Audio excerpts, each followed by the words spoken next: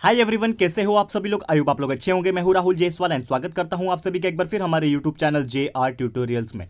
Friends, आज again आपके सामने एक मोस्ट इंपॉर्टेंट फिजिक्स का लेक्चर वीडियो लेकर आ गया हूं दोस्तों, जिसमें हम पढ़ने वाले हमारे 11th स्टैंडर्ड के लिए फिजिक्स सब्जेक्ट का जो हमारा चैप्टर चल रहा था फ्रेंड्स, जिसका नाम है chapter number 7 thermal properties of matter. आज हम लोग इस पर्टिकुलर चैप्टर का लेक्चर नंबर 6 आपके लिए लेकर आ गए हैं, जो कि अगेन एक बहुत ज्यादा इंपॉर्टेंट लेक्चर वीडियो होने वाला है। एंड दोस्तों, आपको याद होगा कि इसके पहले हमारा लेक्चर नंबर 5 जो हुआ था वो काफी दिनों पहले हुआ था, एंड बीच में हम लोग कुछ 1 वीक के आसपास 1 and 2 वीक में आपके लिए हमने फिजिक्स का लेक्चर वीडियो अपलोड नहीं कर पाए थे ड्यू टू सम रीजन। दोस्तों, हम लाइक बाहर गए थे, आपको मैंने बताया था कि मैं आउट ऑफ स्टेट गया हुआ था, तो I am not capable of recording the video for physics and थोड़ा हेल्थ इशू भी था। तो वो सब चीज़ को देखते हुए हमने प्रीवियस 1-1.5 वीक में हमने वीडियोस रिकॉर्ड नहीं किए, तो काफ़ी अरसे के बाद हम आ चुके हैं फिर से आपको ये चैप्टर कंटिन्यू करवाने के लिए। तो लेक्चर नंबर 5 ऑलरेडी कंप्लीट किया था, तो आप देख सकते हो पुराना वीडियोस जाके प्लेलिस्ट सेक्शन में हमने फिजिक्स का बनाया हुआ है। लेक्चर नंबर 6 आज की शुरुआत करेंगे।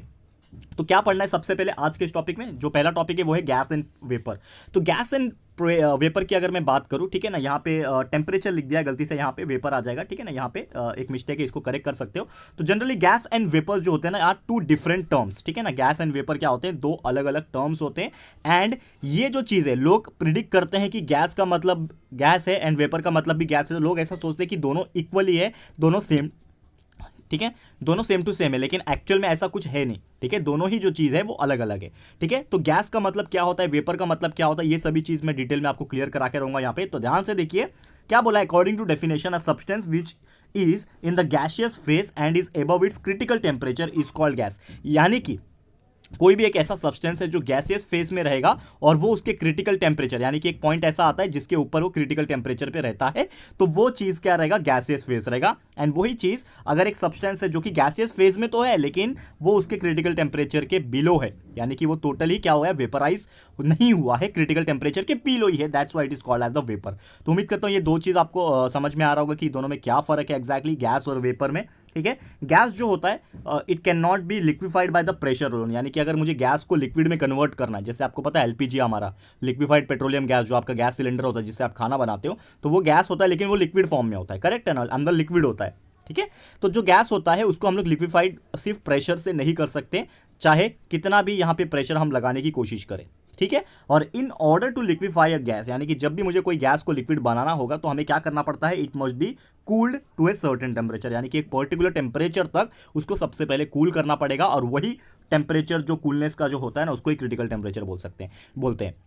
ओके तो इन शॉर्ट यहाँ पे क्या रियलाइज हुआ हम लोग को कि जो हमारा क्रिटिकल टेम्परेचर, जो बार बार वर्ड यहाँ पे आ रहा था, तो क्रिटिकल टेम्परेचर मतलब क्या है? एक ऐसा टेम्परेचर जहां पे हमारा जो गैस होता है वो लिक्विड में कन्वर्ट हो जाए, ठीक है ना, उसको कूलिंग किया जाता है, उसको कन्वर्ट किया जाता है। तो इन शॉर्ट अगर हम बात करें कि वेपर जो होता है वो नॉर्मली क्या होता है? क्रिटिकल टेम्परेचर से बिलो होता है, ठीक है। तो इसका मतलब बोल सकते हो कि वो ज़्यादा कूल होता है, एंड जो गैस होता है वो इतना कूल नहीं होता है। ये चीज़ आपको ध्यान में रखना है, ठीक है। तो ये तो बेसिक इंट्रोडक्शन वाला पार्ट था, जिसमें हम लोग ने गैस क्या होता है, वेपर क्या होता है, दोनों में डिफरेंस क्या होता है, ये सभी चीज हमने डिस्कस कर लिया। अगले टॉपिक की तरफ चलते हैं, जिसका नाम है लेटेंट हीट। ये वर्ड आपने शायद 10th में भी पढ़ा होगा, latent heat of vaporisation, latent heat of fusion, ये सभी चीज ऑलरेडी था, लेकिन यही चीज आपको वापस से दिया हुआ है just for revision you can say. तो यहाँ पे वापस से देख लेते हैं लेटेंट हीट का मतलब क्या होता है। तो सबसे पहले definition of latent heat of a substance is the quantity of heat required to change the state of unit mass of the substance without changing its temperature, यानी कि एक ऐसा सब्सटेंस का अगर हमें क्वांटिटी दिया हुआ है तो कितना अमाउंट ऑफ हीट की जरूरत है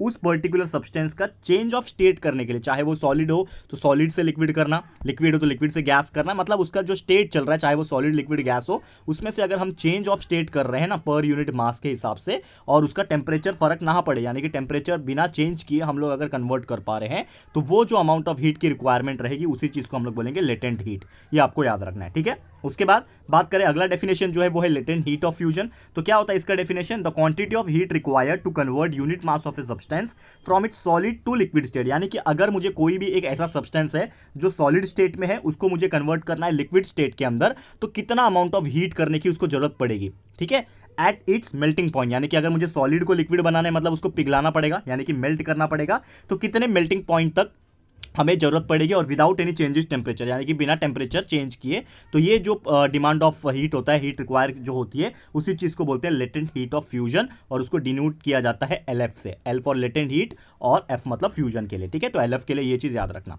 तो this is the definition for latent heat of fusion. उम्मीद करता हूं कि ये भी डेफिनेशन आपको क्लियर हो गया होगा। अगला डेफिनेशन के हिसाब से बात करें वो है आपका लेटेंट हीट ऑफ वेपराइजेशन का। तो यहाँ पे क्या बोलता है कि the quantity of heat require, यानी कि कितना अमाउंट ऑफ हीट रिक्वायर की जरूरत है हमें ताकि हम कन्वर्ट कर सकें कोई भी सब्सटेंस को, उसको लिक्विड से लेके वेपर स्टेट तक, यानी कि लिक्विड से वेपर स्टेट में बनाने के लिए हमें कितना अमाउंट ऑफ हीट रिक्वायरमेंट की जरूरत होती है। तो ऑब्वियसली मुझे क्या करना पड़ेगा, बॉईल करना पड़ेगा। तो उसके बॉइलिंग पॉइंट तक हमें कितना यहाँ पे हीट रिक्वायर की जरूरत होगी विदाउट एनी चेंजेस टेम्परेचर। तो वो चीज को हम लोग बोलेंगे लेटेंट हीट ऑफ वेपराइजेशन, और उसको डिनोट किया जाता है एलवी से, L for latent heat, V for vaporisation. Clear है? तो ये था हमारा definition of latent heat of vaporisation. उम्मीद करता हूं कि आपको ये भी चीज समझ में आ गया होगा। नेक्स्ट टॉपिक पे चलते हैं जिसका नाम है हीट ट्रांसफर। ठीक है, तो आप सभी ने दोस्तों 9th एंड 10th में पढ़ा होगा कि there are various types of heat transfer. And heat transfer बहुत सिंपल सा फंडा है कि अगर हमें एक जगह पे हीट महसूस होता है तो थोड़ी देर के बाद वो ट्रांसफर होकर कहीं और पे चले जाता है। जैसे अक्सर आपने बहुत बार महसूस किया है, ठीक है ना, कि आप जब खाना बनाते हो तो आप बर्तन जब गैस के ऊपर रखते हो तो आपका जो बर्तन है वो सबसे पहले नीचे से गर्म होता है, बाद में ऊपर गर्म होता है। तो धीरे धीरे हीट जो है ट्रांसफर होता है। कभी कभी आपने देखा है कि कहीं दूर आग लगी हुई होती है और वो आग का जो हीट होता है वो आप तक भी आता है, यानी कि थोड़ी डिस्टेंस तक भी वो उसका गर्माहट हमें महसूस होता है। तो ये क्या हो रहा है, इसका मतलब कि हीट जो होता है वो कहीं ना कहीं ट्रांसफर होता है। तो बेसिकली जो हीट ट्रांसफर होता है ना, वो एक बॉडी से लेके, यानी कि डेफिनेशन पॉइंट ऑफ व्यू अगर मैं बोलूँ, हीट में be transferred from one body, एक बॉडी से लेके, एक पॉइंट ऑफ बॉडी से लेके अनदर तक, यानी दूसरी बॉडी तक ट्रांसफर हो सकता है। लेकिन वो 3 तरीके से ट्रांसफर हो सकता है। There are 3 different ways. पहला होता है कंडक्शन, दूसरा होता है कन्वेक्शन एंड तीसरा होता है रेडिएशन। तो हम ये तीनों चीज बात करेंगे, लेकिन आज जो है थोड़ा सा आपको कंडक्शन के बारे में बताऊंगा। कन्वेक्शन एंड रेडिएशन ये सभी चीज क्या होता है आगे हम लोग डिस्कस करेंगे, लेकिन पहले बेसिक चीजें हम पढ़ ले। जो हीट ट्रांसफर होता है, अगर हीट ट्रांसफर मेरा हो रहा है थ्रू सॉलिड्स, सॉलिड के केस में हो रहा है तो उसको हम लोग बोलेंगे कंडक्शन। ये बेसिक डेफिनेशन है, बाकी हम लोग डिटेल में पढ़ेंगे नेक्स्ट लेक्चर में, लेकिन ये बेसिक चीजें हैं कि अगर कोई भी हीट ट्रांसफर हो रहा है सॉलिड ऑब्जेक्ट में, यानी कि सॉलिड, जैसे मैंने आपको बताया बर्तन का एग्जांपल दिया था कि बर्तन को आप जो है हीट करते हो। फॉर एग्जांपल गैस जो होता है वो नीचे की तरफ से फ्लेम करता है, तो नीचे वाला पोर्शन सबसे पहले गर्म होगा, फिर ऊपर ऊपर ऊपर धीरे धीरे अपने आप गर्म हो जाता है, यानी कि वो सॉलिड में से हीट अपने आप पास होता है। तो वो चीज़ को हम लोग बोलते हैं कंडक्शन। क्लियर है? वैसे ही लिक्विड और गैस में जब हीट ट्रांसफर होता है ना, तो वो हीट ट्रांसफर जो होता है उसको बोलते हैं कन्वेक्शन। ये आपको याद रखना है, ठीक है। और रेडिएशन नाम का एक तीसरा रेडिएशन होता है, जैसे मैंने बोला यहाँ पे रेडिएशन भी तीसरा टाइप का हमारा हीट ट्रांसफर मेथड है। तो रेडिएशन ऑफ हीट एनर्जी जो होता है ना, ये इलेक्ट्रॉनिक वेव्स के हिसाब से ट्रैवल करता है, ठीक है ना। इलेक्ट्रोमैग्नेटिक वेव्स जो होता है, ठीक है ना, आपको पता ही होगा, ईएम यानी इलेक्ट्रोमैग्नेटिक वेव्स के हिसाब से ट्रैवल करता है विद स्पीड ऑफ 3 × 10⁸। तो आपको पता है लाइट की स्पीड, जो बिजली की स्पीड होती है ना लाइट की, ठीक है ना, लाइट चमकता है, नॉट बिजली, लाइट जो आपको पता ही है। तो 3 × 10⁸ मीटर पर सेकेंड होता है उसका स्पीड, जो कि स्पेस और वैक्यूम के हिसाब से ट्रैवल करता है। यानी कि आप बोल सकते हो कि रेडिएशन जो होता है वो क्या होता है, सबसे फास्टेस्ट प्रोसेस है, क्योंकि उसका जो हीट ट्रांसफर हो रहा है वो एक स्पीड ऑफ लाइट की तरह हो रहा है, यानी कि पलक झपकाते ही आपका एक हीट दूसरी जगह पे, यानी कि लगभग 3 लाख मीटर आप बोल सकते हो, 3 × 10⁸, 3 करोड़ लगभग मीटर आपका ट्रैवल कर सकता है 1 सेकंड के अंदर। तो आप सोच सकते हो कितना फास्ट स्पीड से ये रेडिएशन ट्रैवल करता होगा लाइट की स्पीड से। क्लियर है? तो यही चीज़ हम लोग आगे डिस्कस करेंगे। सबसे पहले हमने देखा कि 3 टाइप है होते हैं हमारे हीट ट्रांसफर के, कंडक्शन, कन्वेक्शन एंड रेडिएशन। तो आज हम लोग कंडक्शन के बारे में थोड़ा सा आपको पढ़ाएंगे, फिर बाकी जो चीज़ें हैं वो डिटेल में आपको नेक्स्ट लेक्चर में देखने मिलेंगे। तो कंडक्शन की बात करें तो कंडक्शन क्या है, it is the process by which the heat flows from hot end to the cold end. आपको पता ही था मैंने कि कोई भी चीज़, अगर एक चीज़ ऐसा है जहाँ पे हम लोग उसको गर्म कर रहे हैं तो वहाँ से वो गर्माहट कहाँ पे जाएगी, धीरे धीरे ट्रैवल करेगी जहाँ पे कोल्ड रीजन है, ठीक है। तो हॉट एंड से लेके कोल्ड एंड तक कोई भी सॉलिड में जब हीट ट्रांसफर होता है वो भी without any net bodily movement, यानी कि कोई भी बॉडी का मूवमेंट नहीं हो रहा है, लेकिन जो उसके अंदर पार्टिकल्स प्रेजेंट है, जो भी सब्सटेंस रहेगा उसके अंदर जो पार्टिकल्स होंगे, उस पार्टिकल्स के अंदर से हीट ट्रांसफर होकर जा रहा है एक एंड से लेके दूसरे एंड तक, वो भी एक एंड कौन सा, हॉट एंड से लेके कोल्ड एंड तक। तो ऐसे टाइप के हीट ट्रांसफर को हम लोग बोलते हैं कंडक्शन। क्लियर है? और हीट पास जब सॉलिड में होता है, सिर्फ और सिर्फ सॉलिड में जो होता है उसको ही हम लोग कंडक्शन बोलते हैं। बाकी लिक्विड एंड गैस में नॉर्मली कन्वेक्शन होता है। तो कंडक्शन कभी भी आपको कोई पूछता है तो आप बोलना है it occurs only in solid,